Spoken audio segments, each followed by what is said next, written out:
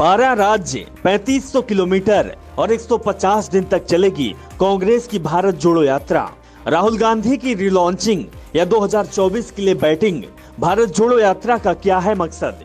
भारत जोड़ो यात्रा को लेकर कन्याकुमारी से कश्मीर तक कितना उत्साह है, कितना आसान कांग्रेस और राहुल गांधी की राह। भारत जोड़ो यात्रा से पूरा होगा कांग्रेस जोड़ो का मकसद।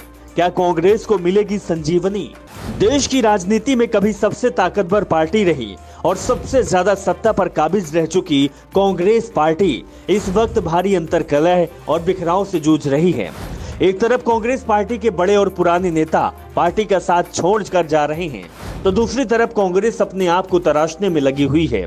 कांग्रेस की मौजूदा सियासी हालत देखें तो पार्टी नेतृत्व को लेकर दुविधा की स्थिति है। एक तरफ पार्टी नए अध्यक्ष का चयन करने के लिए चुनाव की बात कर रही है, तो दूसरी तरफ राहुल गांधी का नेतृत्व स्थापित करने की कोशिश भी कांग्रेस के कई दिग्गज नेता खुलकर कर रहे हैं।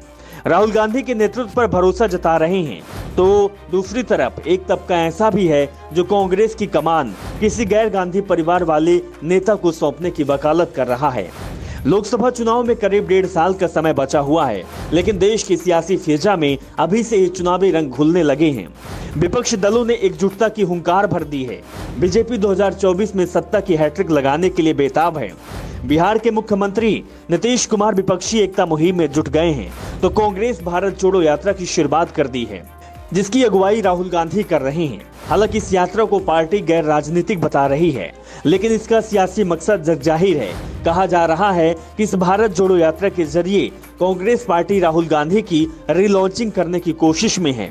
अगर ऐसा है तो कांग्रेस का राहुल गांधी पर यह सबसे बड़ा और आखिरी सियासी दांव भी हो सकता है। ऐसा इसलिए क्योंकि पिछले 10 विधानसभा चुनाव में कांग्रेस को करारी शिकस्त का सामना करना पड़ा, जिसका ठीकरा भी राहुल गांधी पर फूटा। 2019 के लोकसभा चुनाव की हार पर भी उन्हीं के नाम पर लिखी गई सियासत के मैदान में राहुल गांधी भले ही 2 दशक से सक्रिय हों, लेकिन चुनावी राजनीति में अभी तक कोई बड़ा मैजिक नहीं कर पाए हैं। ऐसे में उनके नेतृत्व पर सवाल उठने लगे हैं और कांग्रेस नेता एक एक कर पार्टी से किनारा करने लगे हैं। कांग्रेस के बिखरते जनाधार को एकजुट के मकसद से शायद राहुल गांधी भारत जोड़ो यात्रा पर निकले हैं। 5 महीने तक चलने वाली इस यात्रा से वो कार्यकर्ता में से एक नया जोश भरने और पार्टी के संगठन को मजबूत करने की कवायद करते हुए नजर आएंगे। ऐसे में सवाल ये उठता है कि क्या कांग्रेस इस पदयात्रा के जरिए अपने खोए हुए सियासी जनाधार के साथ साथ राहुल गांधी को एक मजबूत नेता के तौर पर 2024 के लोकसभा चुनाव से पहले स्थापित कर पाएगी? इतिहास भी देखें तो देश की कई पदयात्राएं हुई। पदयात्रा का बड़ा फायदा भी तभी हुआ जब इसका स्वरूप आंदोलन का रहा, चाहे वो राष्ट्रपिता महात्मा गांधी की दांडी यात्रा हो या फिर आडवाणी की रथ यात्रा।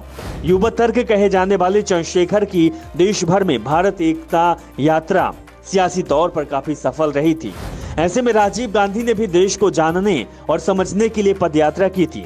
तेलंगाना को अलग राज्य बनाने के लिए केसीआर ने पदयात्रा की, तो आंध्र प्रदेश में राजशेखर रेड्डी और जगन मोहन रेड्डी ने खुद को सियासी तौर पर स्थापित करने के लिए अलग अलग समय पर यात्रा निकाली। इसका नतीजा ये रहा कि बाद में मुख्यमंत्री बने कांग्रेस के दिग्गज नेता और मध्य प्रदेश के पूर्व मुख्यमंत्री दिग्विजय सिंह ने 2018 के विधानसभा चुनाव से ठीक पहले नर्मदा यात्रा निकाली थी, जिसके जरिए बीजेपी की हिंदुत्व की पॉलिटिक्स को काउंटर करने का दांव सफल रहा था। इसके अलावा दिग्विजय की छवि एक सीरियस पॉलिटिशियन के रूप में भी बनी थी।